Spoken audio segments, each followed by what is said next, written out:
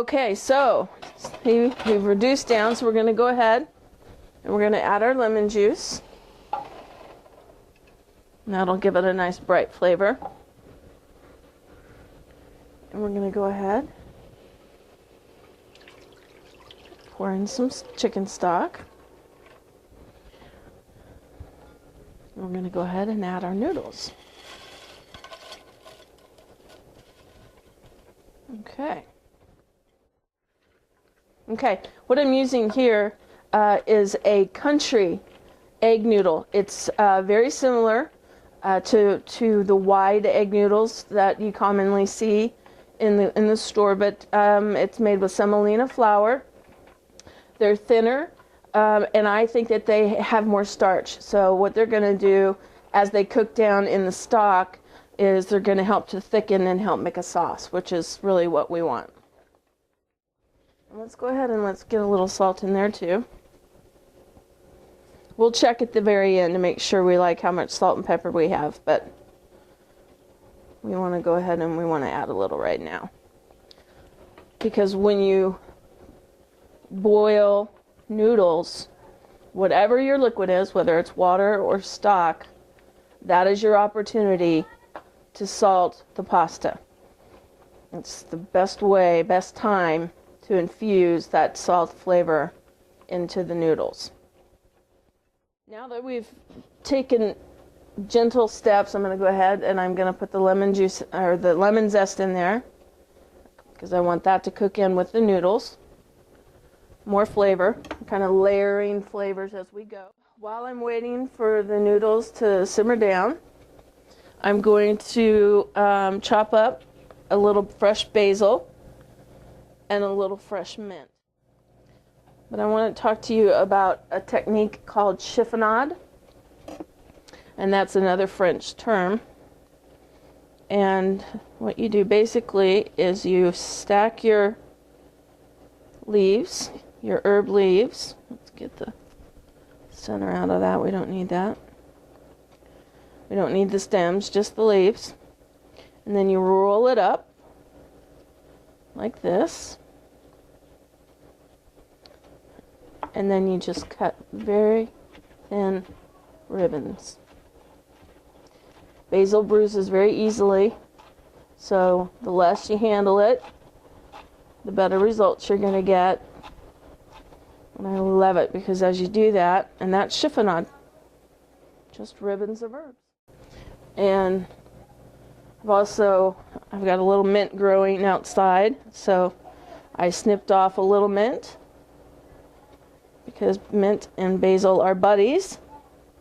And I'm just going to do the same thing. I'm just going to gently come through, and I'm just going to make nice, thin little ribbons. And since they're buddies, we're just going to put them all in one pile. So see how we're starting to reduce the liquid down. I'm going to add just a little bit more. Not a lot, but I'm going to add a little bit more. And that turkey is also cooked about as much as I want it to before I add it to here. So I'm going to shut that off because when you're cooking with an iron skillet, the really great thing about iron skillets is once they reach a certain temperature, once they get hot, they hold their heat. So you have to remember that. So if you want it to stop cooking, you better shut it off before it's done, because it's going to continue to cook even after you've turned off the heat for that iron skillet. The nice thing about what we've cooked with today is we've used a lot of aromatics and good flavoring agents. And by doing so, we've added nutrition without having to add things that we don't really need. Notice we're not going to put any dairy, no cheese, no butter, no cream. All right, I think we're getting to the point where I want to add a little more stock, and I want to add the broccoli and the turkey. You can tell how the noodles, you can just see by their texture how they're moving around in the pan. that they are just about there. Let's put our broccoli in there.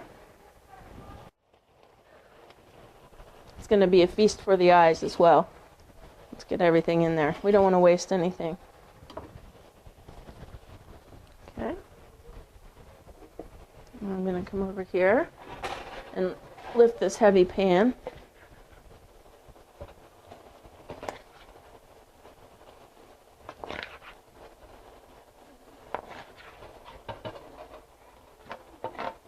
Try to get it all in the pan and not on the floor. I've already done my food tossing for this episode. I'm going to go ahead and put all that juice in there because that's flavor. That's moisture. That's not fat. All right. We're done with that. Let's get this all incorporated.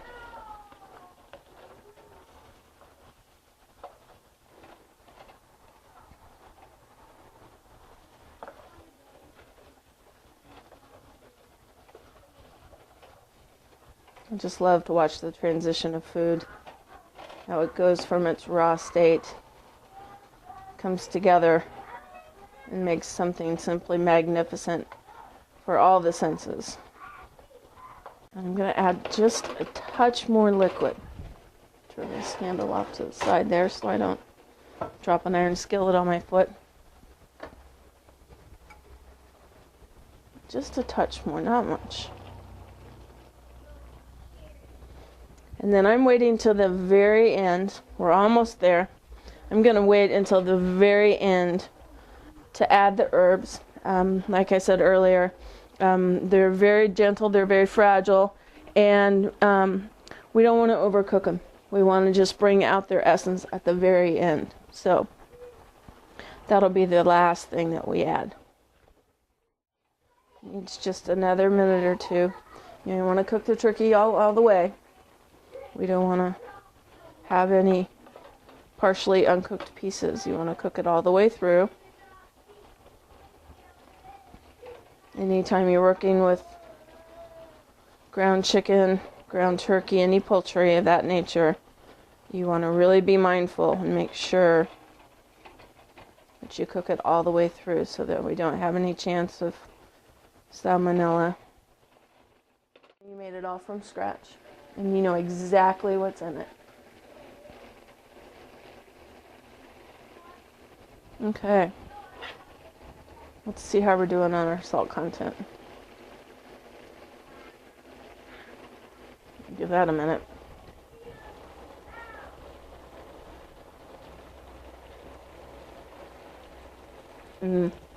Lemony.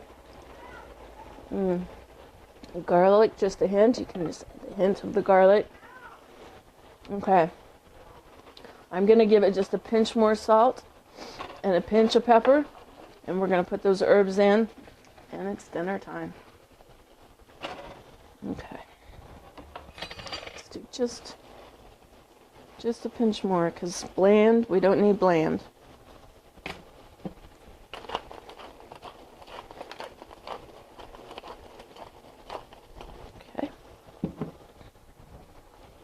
That incorporated.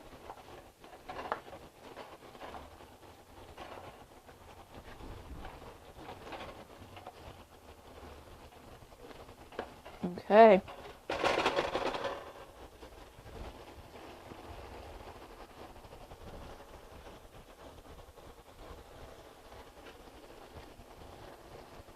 It smells wonderful.